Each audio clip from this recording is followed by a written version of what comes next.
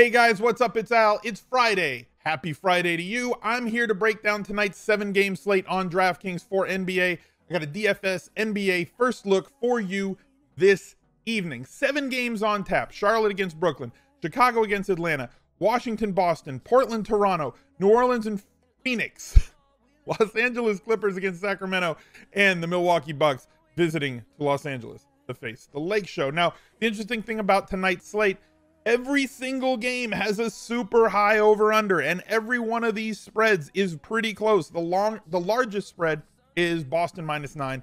No like 13, 14, 15-point spreads.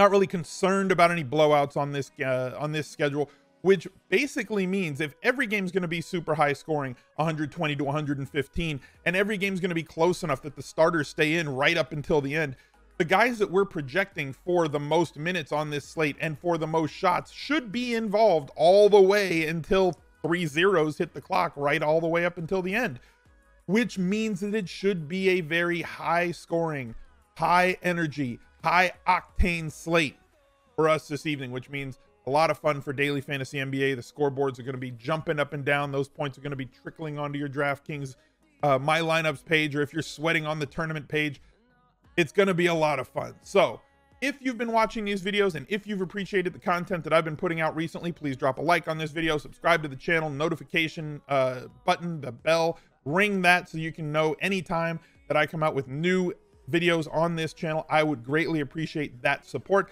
It costs you 3 clicks, absolutely nothing more.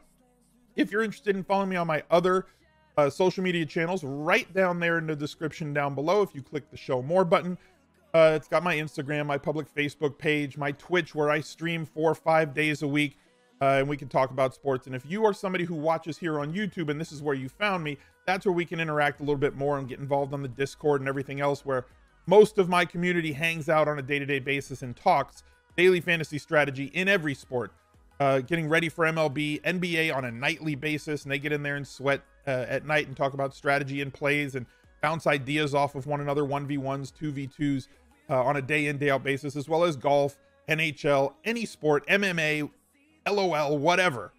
People are in there every day talking, so come see us on Twitch, and then we'll get you over into the Discord as well, because you got to subscribe on Twitch to get access to the sub-only channels over on Discord. Let's get to tonight's slate. This is going to be a really fun one. I'm actually looking forward to this slate just because of how competitive and how high scoring it does look like it's going to be. We do have a little bit of value right now. There is one if-then statement that I'm kind of waiting on, and we're all waiting on throughout the day, that could change a little bit, but not like a bunch of things. If Anthony Davis is out, then that's going to bump guys like Julius Randle and Drew Holiday and a couple of other players, as their usage will go up, and Randle's playing time will go up if Davis isn't playing his normal complement of minutes anyway. When he's out there, he is soaking up a lot of usage, so that's going to mean that Julius Randle, my spirit animal, would get a lot more usage in that situation, albeit against a tough opponent. So let's start all the way at the top. Giannis Antetokounmpo, the highest priced player on this slate. I'm going to steer clear tonight of Giannis. I'm probably not going to have any of him. And if you guys have been watching these videos, you know that if I've got 150 lineups, if I'm rolling out a bunch of lineups, I like to take at least a stand on, I don't know, most of the stars that are playing that evening. I don't usually go like 70 or 80% of one star. I don't put all my eggs in one basket with these guys that basically put out similar lines every single evening. I will take a stand and have most of one of them, and we'll get to who that's going to be this evening. But I do tend to take like 25% of Giannis and 25% of James Harden or Westbrook or whatever. I'm not going to leave stones unturned unless it's a really, really, really bad situation. And tonight, Giannis on a minutes restriction, I'm not paying 11.6K to get a guy who's not going to play his usual complement of minutes, no matter how good a player he is. It's going to be very hard, and we've seen guys do this, right? Like Russ Westbrook, when he was on his ridiculous tear a season or two ago, put up like a triple-double in like 22 minutes or something, and only played like 6 minutes in the second half and still had a 70-point fantasy night. Ridiculous efficiency, amazing output. That's an outlier, and it's really going to be an outlier this evening with Giannis trying to work his way completely back. If he's still on a minutes restriction tonight, I'm going to have absolutely zero of the Greek Freak. LeBron James, the other super high priced player on this slate, and we've talked about this every single video that I've done the last few nights. The last few days this week. I will take the 60 plus points to 80 plus points, and I will let somebody else figure out where they're going to make it up, right? LeBron is getting tremendous minutes. He is playing 37, 40, 39, 40, 43, 33 here against Philly in a blowout, right? They lost that game by 23. Any competitive game, he is getting 37 plus minutes. If LeBron James, with his usage and his assist percentage and all of his measurables, is going to play that much time, and he's going to get that much soak on the court, he's getting playoff LeBron minutes where he's playing 38 to 42 minutes every single night. You're going to get lines like these every single night. 64 fantasy points, 63.5 fantasy points, 64 fantasy points. I'm going to take my mid 60s, hope for a ceiling possibility of 75 to 85 fantasy points. And I'm going to roll with that. And I'm going to let you figure out where you're going to find those 60 fantasy points from that one player. Now, today's slate, the way it looks and the way it breaks down, yes, there is the possibility that you can find 2 or 3 mid-range players, and I'm going to have plenty of lineups like that. Like I said, I'm not going to lock button LeBron, but he is going to be the anchor if I was going to build a cash game lineup, or if I'm building a single entry tournament lineup, unless I'm trying to leverage things by going away from it. If you're going 3 max, making 1 without LeBron or 2 without LeBron definitely would be a good way to go to differentiate yourself, as he's going to be really highly on this evening with the value that's out there. But there are some plays in the mid-range that we're going to get to here, because there's a massive gap. As you can see, 11.4 for LeBron, 8.9K. There's a $2,500 gap between LeBron James and the next player on the board, and it's Kyrie Irving. If Kyrie gets buckets, we're going to do good tonight. If Kyrie does not get buckets, there are players underneath him that will chip in with rebounds and assists and steals and blocks. You know, if he doesn't have a 30 to 38 point night in real basketball points, it's going to be tough for him, especially as the highest salaried player. And he's a guy that I want to play this evening. He is popping in every single projection model that you look at. It's an opponent that really struggles to stop opposing guards right now. It's just Washington's just a sieve. But looking at some of these other players right now, Kawhi Leonard, probably not somebody that I'm going to hang my hat on this evening. I'll have a couple of shares, but not that many. Too inconsistent, too wide a gap between his floor game and his ceiling game right now for me. Somebody like Bradley Beal, a very tough matchup against Boston, but the volume that he's getting, 22 shots, 25 shots, scoring 30 points in 5 of his last 6 games. Now he gets a really, really tough matchup defensively, but you know that he's going to get his 20 plus shots. He's probably not going to be as efficient as he's been these last 3 games, but 40 minutes, 41 minutes, 42 minutes, 44 minutes, 40 minutes. I'll take the increased minutes, albeit 3 of them, right? I'll take the increased shot output, but I'm not going to expect this sort of efficiency where he's been shooting 58% from the field over his last 3 games. Going to be closer to his season average, if not a little bit below that, because of how good defensively Boston can be when they've got their act together. So Beal definitely in play.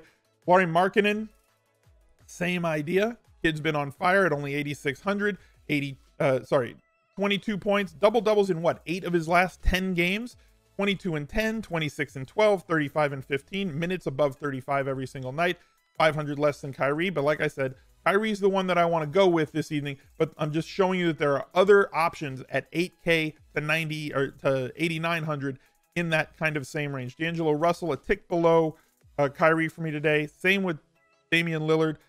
Kemba Walker, very good play.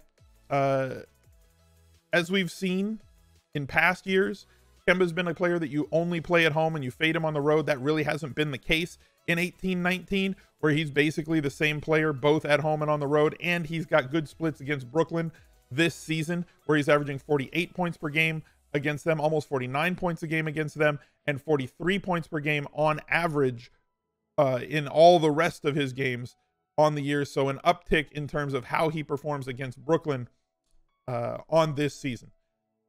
So if you want to come down maybe from Kyrie and get all the way down to Kemba, I understand that. Trae Young has been popping recently. The reason why is the same reason why everything else. Trae Young hasn't like turned a corner, in my opinion. He hasn't like all of a sudden become a great player. He's a very good player. I'm not taking anything away from Trae Young, but there's one thing that really stands out here to me. On the season, over a 62-game sample, averaging 30.4 minutes per game. Over the last 4 games, 38 minutes per game. And all of a sudden, he's getting more fantasy points. 62 on 43 minutes, 51 on 41 minutes, 39 on 34 minutes. And then you bump up his minutes. As his minutes go up, his fantasy production goes up. If they can stay competitive in games, being the Atlanta Hawks, if the coaches are going to get him out there for 40 minutes a night, I am more inclined to want to get Trae Young onto my GPP rosters. Not as much yet. I don't trust him yet for a cash game. I'd rather pay for Kemba a little bit more. I'd rather pay all the way up for KYRIE because you know what you're going to get with them in terms of cash games. But Trae Young working his way into, I don't know how to call it, solid GPP allocation range, I guess. Like I would want to try and gauge where I think the field is going to be on him and then go from there and figure out where else I can overweight the field. If I think he's going to be 15 or 20%, maybe I take a 30-35% stake of him across my multiple lineups. And if you're going to massive multi-entry, whether it's 10, 20, 50, 100, or 150 lineups this evening, you may want to do the same just based on this massive uptick in minutes played and how it's resulting in his fantasy points. Because as I've said multiple times, and you guys have heard me say it, the highest correlation between real life and fantasy is the ability to score the basketball. He definitely does that. If you look at how his assist numbers and rebound, well, rebound, that was kind of an anomaly. 8 in the game. That's just not what he's going to do. But 7.7 assists on the season, 10, 8, 8, 10, 11, 14. He's been above his average for the last 5 games. And that's mostly because of how much more run he is getting. So I'm going to start with LeBron. I'm going to plug Kyrie Irving. I'll optimize this later in terms of late swap, getting the later guys in there. And let's talk about some values that we're going to get. The highest, in my opinion, owned value play this evening is going to be Willie Cauley-Stein because of the injuries that are out there in front of him. Marvin Bagley went down, which means that Willie Cauley-Stein's minutes are going to go up. His production is going to go up, as well as a couple of other players on this Kings team. He's a very easy value, expecting to be exceptionally highly owned this evening. And another one that I like on that same team is Bogdanovic. I mean, you know you're going to get the minutes. Now you know his usage is going to go up with Bagley off the floor. 28 real life points in the last game. Going to get more run around the basket, getting him a couple of more rebounds. And the shots should be there as well. Buddy Hield going to get a bunch of shots. I think that Bogdan's going to get a bunch of shots. Willie Cauley-Stein, more of a hustle player. He'll contribute points, but not going to soak up a ton of looks at the basket. Not really a creator, more of a reactor in terms of a basketball player. I don't have a problem going with both of these Kings, especially considering that the total in that game is 237, and Sacramento is still favored by 3, even without Marvin Bagley in there. And coming off of his start last game, if he still starts tonight, Rajon Rondo at 5K is just too cheap considering the minutes you expect him to play if he's in the starting rotation. If he's not, we'll find another value. There will be plenty out there this evening. But looking at how much he gets looks when he is running with the starters as opposed to what he does when he's playing off the bench. If we get announced that he is a starter, I'm expecting double digits in at least one category, probably going to be assists. He chips in rebounds, and if he can get out on the break a little bit with LeBron or knock down a couple of 3-pointers, gives you the possibility of a double-double as well for 5K. I'm going to take that leap of faith and plug in Rajon Rondo. Obviously, we're going to want to get guys. Did I not put Bogdan in there? Get in the lineup, Bogdan. This is going to be the 5 that I've got. Obviously, if we're going to play players that are playing earlier, we're going to slide these guys down here to the flex spots, forward and utility. We'll plug other guys in up here that are playing earlier to give us the most flexibility that we can get in terms of our late swap possibility. So that's my 5. Kyrie Irving and LeBron James up top, Bogdanovic, Willie Cauley-Stein, and Rajon Rondo rounding out the 3 value plays. Thank you guys for joining once again. If you would be so kind as to click like on this video, give me that little thumbs up. I would greatly appreciate it. Subscribe to the channel, ring that notifications bell, follow all my other socials. Everything that you need to know is right there.